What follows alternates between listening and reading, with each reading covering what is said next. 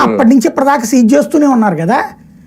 అప్పటి నుండి ఇప్పటిదాకా సివిల్ సప్లైస్ కార్పొరేషన్ ఆయన కూడా జనసేన ఆయనే కదా. మరి అంతా వీళ్లే కదా ఉంది. అయినా షిప్ లోకి బియ్యం వెళ్ళిందంటే ఎవరిని అనాలే? అదే కదా. అప్పుడు జగన్ మేధావే, ద్వారంపూడి మేధావే, లేకపోతే ఇంకెవరైనా మేధావి? పాయింట్ అదే సార్. ఇప్పుడు కస్టమ్స్ ఆయన చెప్పిన దాన్ని బట్టి చూస్తే ఎన్ఓసి లేకుండా మేము షిప్ లోకి ఏది పంపించం అన్నారు చాలా క్లియర్ గా. ఎన్ఓసి ఎవరిస్తారు? పౌర సరఫరాల శాఖ ఇస్తుంది. ఇక షిప్ లోకి వెళ్ళిపోయి ఎన్ఓసి ఇచ్చేసారంటే మళ్ళీ ఇప్పుడు వాళ్ళు వెళ్ళి దీన్ని సీజ్ చేయాలి అనుకున్నారు అంటే అది ఎంత అవగాహన కనిపిస్తోంది అక్కడ? చట్టం తెలియాలా లేదా అవగాహన ఉండాలి. తెలిసినోడికి చెప్పొచ్చు, తెలియనోడికి చెప్పొచ్చు. తెలిసి తెలియనోడికి ఏం చెప్తాం?